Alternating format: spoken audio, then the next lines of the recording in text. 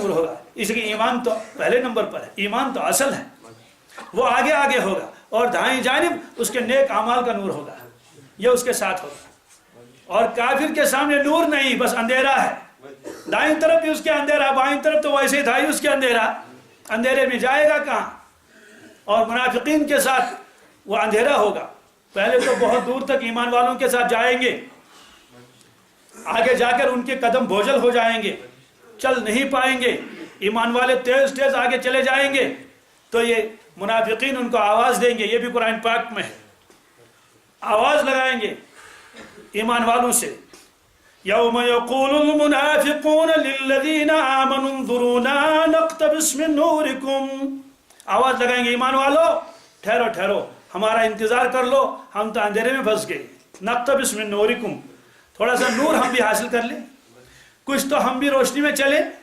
وہ واپس جواب دیں گے قیل ارجعوا وراءکم فالتمسوا نورا، وہ جواب دیں گے واپس چلے جاؤ، کہاں واپس چلے جاؤ؟ دنیا میں، قیل ارجعوا وراءکم فالتمسوا نورا، وہاں نور تلاش کر لو، یہ ایمان کا نور ہے، یہ اعمال کا نور ہے، اور مرنے کے بعد کوئی آدمی ایمان تلاش کرے، اعمال تلاش کرے، وہ تو وقت ہو چکا ہے، ختم ہو چکا ہے۔ اس نے فرمایا کہ ایمان والے کے ساتھ یہ نور ہوگا، میدان محشر میں بھی اور قبر میں بھی نور ساتھ ہوگا۔ تو جو یہاں سے ہی اللہ تعالیٰ بچائی بے نور ہو کر جائے گا، وہاں نور کیا ہوگا؟ تو کچھ بھی نور نہیں ہوگا۔ ماں کے پیٹ سے جس کی آنکھیں نہ بنی ہوں، ماں کے پیٹ سے وہ نابینا پیدا ہو گیا، آنکھیں ہی نہیں ہے، دوستو کیا دنیا کی طاقت اس کو لگا سکتی ہیں آنکھیں؟ کہاں سے آنکھیں لگائیں؟ اسے کہیں گے کہ بھائی یہ تو پیٹ میں اگر آپ کی آنکھیں اللہ نے بنائی ہوتی، جب آپ اپنی ماں کے پیٹ میں تھے، یہ آنکھیں تو وہاں سے آتی، تب جا کے یہ آنکھیں یہاں کام کر لیتی، یہ چیز نظر آتی، وہ چیز نظر آتی، یہ چیز نظر آتی، لیکن جب آنکھیں ہی نہیں ہیں، تو جب ایمان ساتھ نہیں ہوگا دوستو وہ روشنی کہاں سے آئے گی؟ اور ایمان جو اللہ نے دیا ہے، یہ ایمان کم ہوتا ہے، بڑھتا بھی ہے، گھٹتا بھی ہے، یہ حدیثوں میں باقاعدہ عنوانات قائم کیے محدثین نے، الایمان یزید و ینقص، ایمان کی کیفیت زیادہ بھی ہو جاتی ہے، بڑھ جاتی ہے، اور کم بھی ہو جاتی ہے۔ ایمان کی کیفیت جو بڑھ جاتی ہے تو نیک اعمال کرنے آسان ہوتے ہیں، گناہوں سے بچنا آسان ہوتا ہے، اور ایمان کی کیفیت بڑھے گی کیسے؟ ایکسرسائز سے نہیں، انڈا کھانے سے نہیں، ایمان کی کیفیت بڑھ جاتی ہے اعمال سے۔ کس سے؟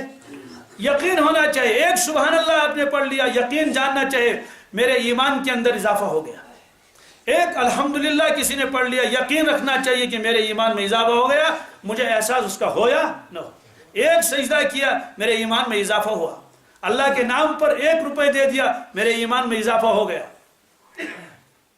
کوئی بھی عمل کیا، نیک عمل کیا، یقین رکھنا چاہیے اس میں میرے ایمان کے اندر کیا ہوا، یعنی ایمان کی جو کیفیت ہے وہ ایمان کی کیفیت بڑھ گئی، اس کا یقین ہونا چاہیے۔ تو اعمال سے ایمان کے اندر کیا ہو جاتی ہے؟ مضبوطی ہوتی ہے، جتنے اعمال کرتا رہے گا ایمان مضبوط ہو جائے گا، اور اگر اعمال چھوڑ دیے یقین جانے کہ ایمان کمزور ہو رہا ہے،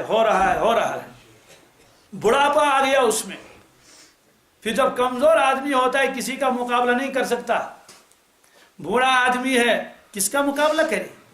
چل نہیں سکتا، دوڑ نہیں سکتا، بوجھ نہیں اٹھا سکتا، درخت پر نہیں چڑھ سکتا، پہاڑ پر نہیں چڑھ سکتا، کچھ بھی نہیں کر سکتا۔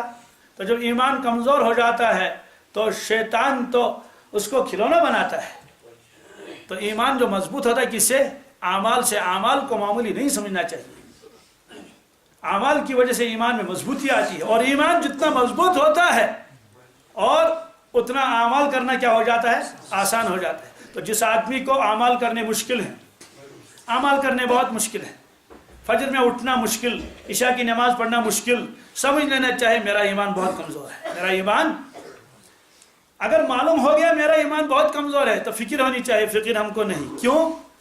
سیب کم ہو جائیں تو فکر ہے، اخروٹ کم ہو جائیں تو فکر ہے، گائے دودھ کم دے تو فکر ہے کہ کیا کریں، دودھ کا نقصان ہوا، اخروٹ کا اس سال نقصان ہو گیا، بھائی سیب کا اس سال نقصان ہو گیا، کیا کریں گے، محنت ضائع ہو گئی، پورے سیب نہیں نکلے۔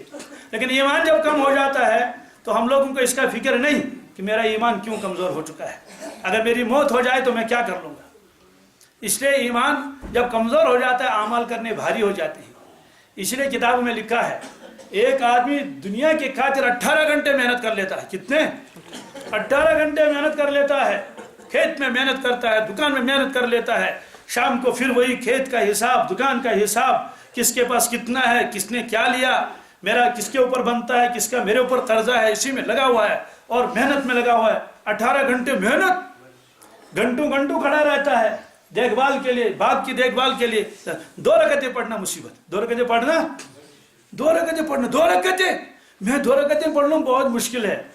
तो दुनिया फानी के लिए 18 घंटे उसके लिए मुसीबत झेलना तो आसान है, रात के अंधेरे में निकलना उसके लिए आसान है। रात के अंधेरे में निकला अपना घोड़ा लेकर, कहाँ जाना है, 4 किलोमीटर, 10 किलोमीटर, 15 किलोमीटर, रास्ता भी नहीं है, लेकिन दौड़े जा रहे हैं, भागे जा रहे हैं। 2 रकअतें नमाज पढ़ लो, नहीं पढ़ सकते। 2 रकअतें पढ़ना मुसीबत है, वजू बनाना मुसीबत है। तो दुनिया के खातिर इतनी मेहनत मुशक्कत और 2 रकअतें पढ़ना, एक सुबहान अल्लाह पढ़ना, सूरह यासीन की तिलावत कर लेना, 5 मिनट के लिए कुरान पाक को खोल के एक सफ़ा तिलावत करना, यह ऐसा मुश्किल है जैसे कोई हिमालय के ऊपर चढ़ना। तो यह अलामत है इस बात की ईमान कमज़ोर हो चुका है। तो हज़रत रसूलुल्लाह सल्लल्लाहु अलैहि वसल्लम उस वक्त तशरीफ लाए दुनिया में जब दुनिया बातिन के एतबार से पूरे अंधेरे में था, 100% अंधेरे में था, 100% अंधेरे में था।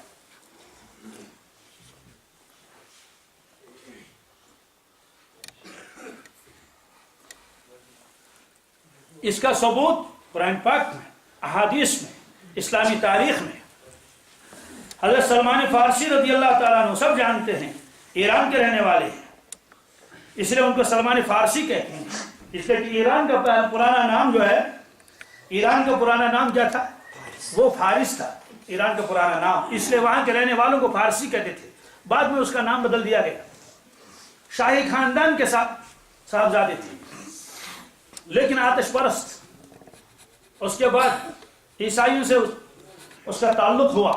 उस वक्त वो दीन हक पर थे, तो उनके हाथ पर इस्लाम कबूल कर लिया।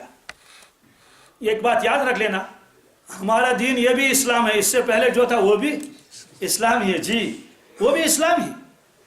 सारे नबी इस्लाम पर थे, सारे नबी अंबिया अलैहिस्सलाम इस्लाम लेकर आए, कोई दूसरी चीज़ लेकर नहीं आए।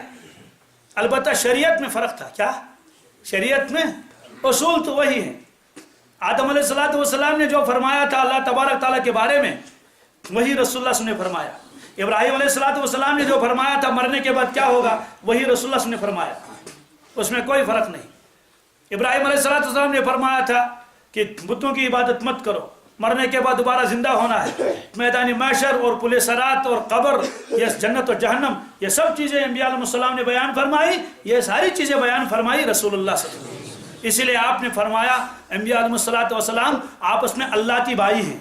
क्या है अल्लाह की भाई? किसको कहते हैं कि जिनका बाप एक हो, जिनका बाप और माएँ अलग अलग हो। माएँ अलग अलग हैं, बाप एक ही है। तो इनको इस्तिलाह में, शरीयत इस्लाम में कहते क्या कहते हैं इनको? अल्लाह की भाई। क्या? अल्लाह की बाप शरीक भाई। फरमाया हम तो बाप शरीक भाई है, यानी हमारा सबका दीन दीन इस्लाम है। अलबत्ता शरीयत में फ़र्क है। कैसे? किसी के यहाँ नमाजों की तादाद कुछ ज़्यादा है, किसी के यहाँ नमाजों की तादाद कुछ कम है। किसी के यहाँ ज़कात का निसाब कुछ और है, किसी के यहाँ ज़कात का निसाब कुछ और है। किसी के यहाँ ज़िम्नन कुछ चीज़ें हराम है, किसी के यहाँ वही चीज़ें हलाल है। जैसे बनी इसराइल ऊँट का गोश्त नहीं खाते थे, हराम था। हमारे यहाँ ऊँट का गोश्त क्या है? हलाल है। तो ये जो थोड़ा सा फ़र्क है, इसे फरमाया गोया कि बाप तो एक है और माएँ अलग अलग हैं। माएँ कि दीन हम सब का एक ही है, दीन इस्लाम, इन्न दीन इंदल इस्लाम। अलबत्ता शरीयत हमारे यहाँ फ़र्क है, किसी के यहाँ कुछ असूल है, हमारे यहाँ कुछ और असूल है। तो इस तरह से तो वो जो मुसलमान हो गए उनसे बता दिया कि मरकज़ कहाँ है। उन्होंने कहा मरकज़ है मुल्क शाम। तो ये कहकर मुल्क शाम का रास्ता ले लिया। मुल्क शाम पहुँचे, एक राहिब की खिदमत की, दूसरे राहिब की खिदमत की, तीसरे राहिब की खिदमत की। उम्र बहुत लंबी थी, 250 साल तक तो मौरिखीन का इत्तिफाक है। कितने? 250 साल उम्र मुबारक हज़रत सलमान फ़ारसी रज़ी अल्लाह ताला अन्हु की। और उसके बाद किसी ने कहा 290, किसी ने कहा 300, किसी ने कहा 280, लेकिन 250 से कम कोई नहीं बताता कि किसी ने कहा 150, ऐसा बिल्कुल नहीं। तो उसकी खिदमत की, फिर दूसरे की। ایک کی خدمت کرتے تھے، جب اس کے مرنے کا وقت ہوتا تھا تو اس سے پوچھتا تھا کہ مجھے بتائیے میری رہبری کون کرے، وہ دوسرے کا پتہ بتاتا تھا، اس کی خدمت کی سالہ سال تک، آخر میں اس سے بتا دیا کہ میری رہنمائی کون کرے گا، میری تربیت کون کرے گا۔ معلوم ہوا کہ بوڑھا ہونے کے باوجود بھی آدمی کو تربیت کی کیا ہے، ضرورت ہے، تربیت سے مستثنا نہیں ہے۔ آخر میں اس نے ایک راہب کا پتہ بتا دیا، وہاں جا کے خدمت کی۔ جب اس کے مرنے کا وقت آ گیا تو اس سے کہا حضرت مجھے بتائیے آپ کے بعد میں کہاں جاؤں۔ راہب مسلمان تھا تو بزرگ تھا، نور باطن بھی اللہ نے عطا فرمایا تھا، معلومات تھے کیونکہ دین حق پر تھا۔ تو اس نے کہا کہ سلمان میری نظروں میں پورے عالم میں اب کوئی شخص ایسا نہیں جو تمہاری رہنمائی کرے، جو تمہاری، پورے عالم کا لفظ آتا ہے، پورے عالم، مشرق و مغرب، جنوب و شمال، کوئی اب نہیں۔ ہاں البتہ ایک امید ہے کہ آپ اس کو پا سکتے ہیں، ہو سکتا ہے۔ انہوں نے کہا حضرت وہ کیا ہے؟ کہا کہ اللہ تبارک تعالیٰ نے وعدہ کیا ہے میں آخر میں حضرت رسول اللہ صلی اللہ علیہ وسلم کو بھیجوں گا دنیا میں، ان کا زمانہ قریب آ رہا ہے، تو بس ان کی تربیت میں آپ رہیں۔ انہوں نے کہا حضرت وہ کہاں نمودار ہوں گے، وہ کہاں ظاہر ہوں گے، مجھے بتائیے، تو ملک شام ہے۔ انہوں نے کہا وہ ظاہر ہو جائیں گے عربستان میں۔ کس میں؟ تو عربستان بھی کوئی چھوٹا شہر تو ہے نہیں، عربستان اتنا عرب، جزیرۃ العرب، اور اس زمانے کا سفر۔ انہوں نے کہا حضرت عربستان تو بہت وسیع ہے، اس میں کوئی خاص جگہ بتائیے جہاں ملاقات ہو جائے۔ اس نے کہا نخلستان۔ کیا؟ نخلستان کے معنی آتے ہیں جہاں کھجور کے باغات بہت ہوں۔ یہ سننے کے بعد جب اس راہب کا انتقال ہوا تو حضرت سلمان فارسی وہاں سے نکلے عربستان کے لیے، ایک قافلہ ملا، ان سے کہا کہ میرے پاس یہ کچھ بھیڑ بکریاں ہیں، ان کو لے لو اور مجھے عربستان پہنچاؤ۔ انہوں نے کہا بہت ٹھیک، عربستان لے آئے اس کو۔ لیکن غداری یہ کی ان لوگوں نے، تو بھیڑ بکریاں تو پہلے ہی وہ دے چکا تھا ان کو، انہوں نے ان کو حضرت کو غلام بنا لیا اور ایک یہودی کے ہاتھ فروخت کر لیا۔ وادی قرا میں، وادی قرا آج بھی ہے، مکہ شریف اور مدینہ طیبہ کے درمیان میں وادی قرا، وہاں جگہ جگہ بورڈ لگے ہیں وادی قرا۔ تو وادی قرا میں بھیج دیا کہ یہودی کے ہاں، وہاں بھی خدمت کرتے رہے۔ خود فرماتے ہیں مجھے کیا معلوم تھا کہ عرب میں کیا ہو رہا ہے، مکہ شریف تو بہت دور ہے، مجھے کچھ معلوم نہیں۔ اس کے بعد مدینہ طیبہ کا ایک یہودی آیا بنو قریظہ کا، کہ اس نے مجھے خرید لے لیا، خرید کے لے لیا، مدینہ طیبہ پہنچا دیا۔ اب مدینہ طیبہ کا نام بھی مدینہ اس وقت نہیں تھا، اس کو یثرب کہتے تھے۔ یہ بعد میں رسول اللہ صلی اللہ علیہ وسلم نے اس کا نام بدل دیا۔ معلوم ہے کہ جو نام صحیح نہ ہو اس کو بدلنا چاہیے، اور چونکہ زبانوں پر چڑھا ہوا تھا یثرب، تو صحابہ کرام یثرب کہتے تھے، تو آپ نے فرمایا مدینہ طیبہ کہا کرو، اور اگر کسی کی زبان سے بولے سے یثرب نکلا، اس کے تلافی کے لیے 10 مرتبہ کہو مدینہ مدینہ مدینہ مدینہ مدینہ مدینہ، 10 مرتبہ مدینہ کہو۔ تو اس لیے مدینہ طیبہ، مدینہ طابہ، مدینہ منورہ، 62 نام لکھے ہیں کتابوں میں مدینہ طیبہ کی۔ کتنے؟ 62 نام، جی کتاب میں، کتابیں خود میں نے پڑھی ہیں، 62 نام لکھے ہوئے ہیں۔ تو سب سے مشہور طیبہ ہے، کیا ہے؟ طیبہ، پاکیزہ، طابہ، منورہ، مدینہ۔ اس طرح سے بنو قریظہ پہنچ گئے۔ اب عمر بھی زیادہ ہو چکی تھی، میں باغ میں خدمت کرتا رہتا تھا، مجھے کیا معلوم۔ اس کے بعد کیا ہوا، ایک مرتبہ میں باغ میں تھا، درخت کے اوپر، کھجور کے درخت کے اوپر، میرا مالک نیچے بیٹھا ہوا تھا، ایک شخص ان کے پاس آیا، آ کر کہنے لگا کہ یہ قبا والوں کو کیا ہو گیا۔ قبا مدینہ طیبہ کے قریب میں ایک بستی ہے جہاں رسول اللہ صلی اللہ علیہ وسلم نے 14 دن قیام فرمایا جب آپ ہجرت کر کے تشریف لے گئے تھے مکہ شریف سے مدینہ طیبہ۔ تو قبا میں پہلے قیام کیا، وہاں ایک مسجد کی سنگ بنیاد بھی ڈالی، اس کا نام ہی ہے مسجد قبا، وہ آج بھی ہے۔ اس مسجد کا تذکرہ قرآن پاک میں بھی ہے، اس کی فضیلت بھی ہے قرآن پاک میں اور احادیث میں۔ یہ آپس میں باتیں کر رہے تھے کہ قبا والوں کو کیا ہو گیا، کوئی شخص آیا ہے مکہ شریف سے اور کہتا ہے میں اللہ کا نبی ہوں، یہ قبا والے تو وہاں جمع ہو گئے ہیں پروانوں کی طرح، اس کے ارد گرد ہیں۔ یہ بات جب میں نے سن لی کہ کوئی شخص آئے ہیں اور وہ نبی کہتے اپنے آپ کو، میں فوراً درخت سے نیچے اترا اور میں نے اس شخص سے کہا آپ کیا باتیں کر رہے تھے، مجھے سناؤ ذرا۔ اس پر میرے مالک کو بڑا غصہ آیا اور ایک تھپڑ رسید کیا، آپ کو اس سے کیا کام، چل پا اپنا کام کر۔ لیکن میرے ذہن میں تو یہ بات رہ گئی کہ کوئی صاحب آ رہے ہیں۔ میں نے اپنے راہب سے پوچھا تھا اس کے مرتے وقت، کہ مجھے علامت بتا دیجئے، میں کیسے پہچانوں یہ وہی نبی ہیں جن کا آپ نے تذکرہ کیا؟ 3 علامتیں انہوں نے بتائی تھی، یہ آخری بات ہے، اس کو سن لیں۔ 3 علامتیں۔ ایک علامت تو راہب نے یہ بتائی تھی کہ اگر کوئی شخص ان کے سامنے صدقہ پیش کرے، ان کو صدقہ دے دے، وہ صدقہ قبول نہیں کریں گے۔ دوسری علامت یہ بتائی تھی اگر کوئی شخص ان کی خدمت میں ہدیہ لے لے تو وہ ہدیہ قبول کریں گے۔ 2 علامتیں ہو گئی۔ تیسری علامت یہ ہے ان کے دونوں شانے مبارک کے درمیان، شانہ ان کو کہتے ہیں، یہ جو دونوں کندھے ہیں، یہاں گردن کے نیچے ذرا سا یہاں ایک نشانی ہوگی، اس نشانی کا نام ہے مہر نبوت۔ کیا ہے؟ مہر نبوت۔ یہ 3 علامتیں بتا دی۔ بہت اچھا۔ اب کچھ دن ہو گئے، حضرت سلمان فارسی خود فرماتے ہیں میں کچھ کھجوریں لے کر گیا، خدمت میں پہنچا، پہلی مرتبہ دیکھا رسول اللہ صلی اللہ علیہ وسلم کو، دیکھنے کے بعد میں نے وہ کھجور پیش کیے۔ آپ نے فرمایا کیا ہے؟ میں نے عرض کیا حضرت یہ صدقہ ہے۔ آپ نے فرمایا میں صدقہ نہیں کھاتا ہوں، البتہ ان غریب صحابہ پر صدقہ تقسیم کر لو۔ تو وہاں تقسیم کر لیا، غربا نے کھا لیا۔ چند دن کے بعد میں پھر حاضر ہو گیا اور میں نے کھجوریں پیش کی۔ حضرت نے فرمایا کیا ہے؟ میں نے کہا حضرت ہدیہ ہے آپ کی خدمت میں۔ آپ نے فرمایا قبول ہے۔ تو کچھ اس میں تناول فرمائے، کچھ دانے، باقی جو ہے تقسیم فرما لی۔ بات ختم ہو گئی۔ میں چند دنوں کے بعد پھر پہنچ گیا۔ یہ 2 علامتیں تو میری ہاتھ میں تھی نا، یہ تو اپنے اختیار میں تھا کہ جب چاہے تو ہدیہ پیش کریں، جب چاہے تو صدقہ پیش کریں۔ اب تیسری علامت ہے، وہ تو اپنے اختیار میں ہے ہی نہیں۔ میں پھر پہنچا مدینہ طیبہ، یعنی وہاں مسجد نبوی کے قریب، اور اس کے بعد چونکہ تھے بنو قریظہ میں، بنو قریظہ قریب میں ہے، معلوم کر لیا کہ رسول اللہ صلی اللہ علیہ وسلم کہاں ہیں، معلوم کہ وہ تو قبرستان تشریف لے گئے، وہاں کسی کو دفن کر رہے ہیں، کسی صحابی کا انتقال ہوا ہے، اب ادھر کو بیٹھے ہوئے ہیں جب تک قبر وغیرہ تیار ہو جائے اور جو بھی ہو۔ تو میں آ کے بیٹھا ہے، ادھر بیٹھا کبھی ادھر بیٹھا، تو آپ نے مجھ سے مخاطب ہو کر فرمایا کہ سلمان، میں نے عرض کیا کیا؟ میں نے کہا حضرت، فرمایا کہ آپ تیسری علامت دیکھنا چاہتے ہیں اسی لیے ہمارے پیچھے بیٹھ گئے؟ میں نے کہا حضرت وہی تو، اسی کی تو تلاش ہے۔ آپ نے فرمایا ایسے کیسے نظر آئے گا؟ تو آپ نے فوراً اپنا ردائی مبارک نیچے اتارا، فرمایا یہ ہے مہر نبوت۔ تو میں دوڑ کے آیا اور اس کو بوسے دے دیے۔ بوسہ دینے کے بعد میں نے کہا حضرت آپ مجھے کلمہ پڑھائیے، کیونکہ میرے راہب نے جو کچھ بتایا تھا اپنے نور باطن سے وہ ساری علامتیں پوری ہو گئی۔ یہ لمبا موضوع، اس کو میں چھوڑ دیتا ہوں۔ صرف یہ کہنا ہے کہ واقعی اس وقت اندھیرا تھا پورے عالم میں، اور پھر سورج طلوع ہوا رسول اللہ صلی اللہ علیہ وسلم کا۔ اسی لیے اللہ تعالیٰ نے آپ کو چاند سے تشبیہ نہیں دے دی، جیسے چاند تو رات میں نکلتا ہے نا، ستاروں سے تشبیہ نہیں دے دی، آپ کو تشبیہ دے دی اللہ تبارک تعالیٰ نے سورج کے ساتھ۔ کس کے ساتھ؟ سراجم منیرہ فرمایا۔ کیا؟ یہاں بھی عجیب نکتہ ہے، اگر سراجم وہاجہ فرماتے، سراجم وہاجہ بھی ہے قرآن پاک میں۔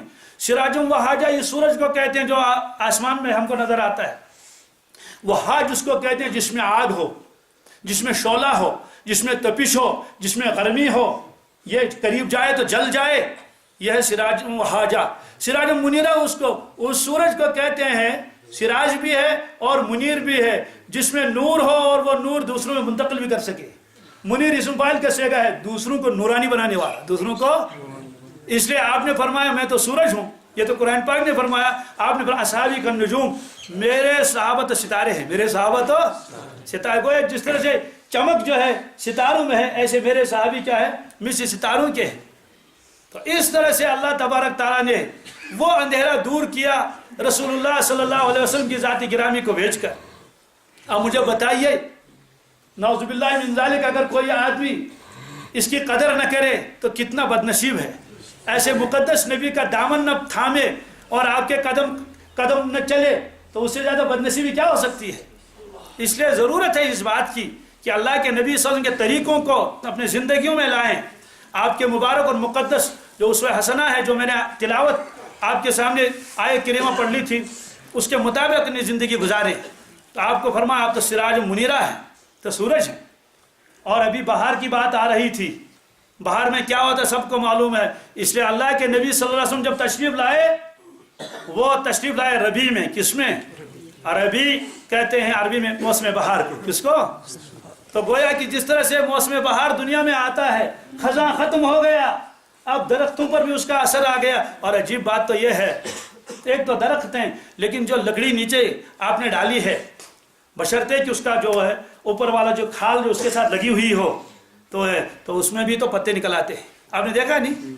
हालांकि वो तो बिल्कुल आपने काट के रखी है, आरे से उसकी टुकाई कर दी है, एक बंडल उसका बना के रखा है, इस तरह से ताबता उसको लगाया है, लेकिन मौसम बहार जब आता है तो मौसम बहार उस पर भी अपना असर डाल देता है। यह है बहार की खूबी। इसलिए फरमाया लक़द कान लकुम फी रसूलिल्लाहि उस्वतुन हसना, ए दुनिया के लोगों बेहतरीन नमूना तुम्हारे लिए रसूलुल्लाह सल्लल्लाहु अलैहि वसल्लम है। लिमन कान यरजुल्लाह वल यौमल आखिर, जो आदमी जिसको अल्लाह से मुलाकात करने का यकीन हो और आखिरत का यकीन हो, बेहतरीन नमूना उसके लिए है। वज़करल्लाह कसीरा, और बहुत याद करने वाला अपने रब को। हदीस मुबारक मैंने रसूलुल्लाह सल्लल्लाहु अलैहि वसल्लम का एक इरशाद आपके सामने पढ़ा, बस तर्जमा कर लूँगा उसका। फरमाया अल-कय्यिसु मन दाना नफ्सहु, गौर कर लीजिए अल्लाह के नबी सल्लल्लाहु अलैहि वसल्लम किसको अक्लमंद फरमाते हैं। अल-कय्यिसु मन दाना नफ्सहु, इसका मतलब क्या है? अक्लमंद वो है जो अपने नफ्स को काबू में रखे। क्या करे?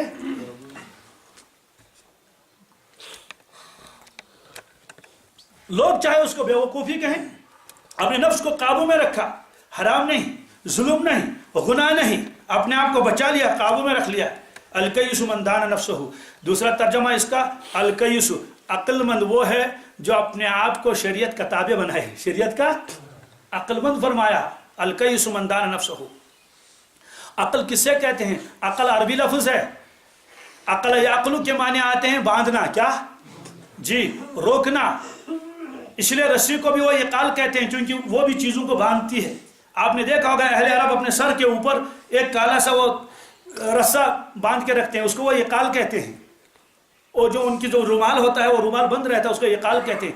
अक्ल को अक्ल इसलिए कहते हैं, ये आदमी को गुनाहों से रोक लेती है, आदमी को गुनाहों से। और अक्ल के एक माने आते हैं मजबूत जमाना, क्योंकि अक्ल से आदमी मजबूत जमता है दीन के ऊपर। इसीलिए अल्लाह ताला ने यहूद के बारे में फरमाया कि अतमुरून अन्नास बिल बिर, अरे यहूद क्या तुम लोगों को नेकी का हुक्म करते हो?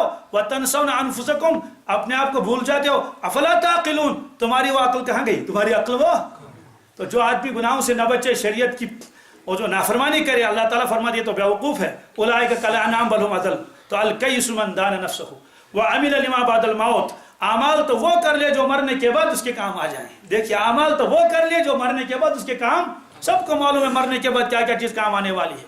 वला आजिज़ु मन अत्बा नफ्सहु हवाहा व तमन्ना अलल्लाह, नादान बेवकूफ़ वो शख्स है जो जिंदगी में चले पीछे अपने नफ्स के, अपने नफ्स के पीछे पीछे चले, नफ्स ने जो कहा वो करने लग गया। व तमन्ना अलल्लाह, और एक उम्मीद बांध के रख ली अल्लाह के साथ कि मुझे जन्नत मिलेगी, और वो ये फरमाइए बेवकूफ़ और नादान है। अल्लाह तबारक ताला हम सब को कहने सुनने से ज़्यादा अमल की तौफीक अता फरमाए। अल्लाहुम्मा सल्लि अला सय्यिदिना मुहम्मद व अला आलि सय्यिदिना मुहम्मद व बारिक व सल्लिम अलैहि। अल्लाहुम्मा आसिन आक़िबतना फिल उमूरि कुल्लिहा व अजिरना मिन ख़िज़्यि दुनिया व अज़ाबिल आख़िरह। रब्बना आतिना फिद दुनिया हसनतन व फिल आखिरति हसनतन व क़िना अज़ाबन नार। या अल्लाह हम सबको ईमान कामिल अता फरमा, यकीन का नूर हमें अता फरमा। अल्लाह जैसे आपके बंदे होने चाहिए वैसे हमको बना लीजिए। या अल्लाह शरीयत के ऊपर चलना नसीब फरमा, तमाम गुनाहों से हमको बचा लीजिए। या अल्लाह ये जो हम ज़िंदगी गुजारते हैं गफलत की ज़िंदगी, इससे हमारी हिफाजत फरमा। या अल्लाह आखिरत का यकीन हमें नसीब फरमा, हराम खाने से, हराम बोलने से, हराम देखने से हमारी हिफाजत फरमा। या अल्लाह हमें बाबरकत, या अल्लाह ज़िंदगी नसीब फरमा, बाबरकत रोज़ी हमें नसीब फरमा, बेमशक्क़त रोटी हमें नसीब फरमा। या अल्लाह इस पूरी बस्ती को आबाद फरमा लीजिए, इस पूरे इलाके को दीन के एतबार से, दुनिया के एतबार से आबाद कर लीजिए। हमारे जो बुज़ुर्ग इस मजलिस में बैठे हुए हैं इनकी उम्र में बरकत फरमा। नौजवानों की तादाद ज़्यादा है, या अल्लाह इनके मसाइल को हल फरमा, इनके मुश्किलात को आसान कर दे। या अल्लाह इनके रोज़गार के मसाइल को हल कर लीजिए। अगर ये कारोबार करने वाले, इनके कारोबार में बरकत फरमा। अगर ये या अल्लाह और कोई काम कर रहे हैं उस काम में भी बरकत फरमा। हमारे बीमारों को शिफा दे, सेहत दे। बहुत से लोगों ने दुआ के लिए कहा है, या अल्लाह उन तमाम की, या अल्लाह परेशानियों को दूर फरमा दीजिए, उनके बीमारों को शिफा दे, सेहत दे। जो कुछ सुना गया, कहा गया, या अल्लाह इसमें जो कोताही उसको माफ़ फरमा दीजिए। या अल्लाह इन तमाम दुआओं को महज अपने फजल करम से और रसूलुल्लाह सल्लल्लाहु अलैहि वसल्लम के सदक़े तुफ़ैल में कबूल फरमा। व सल्लल्लाहु अला सय्यिदिना मुहम्मदिन व अला आलिहि व अस्हाबिहि अजमाइन बिरहमतिका या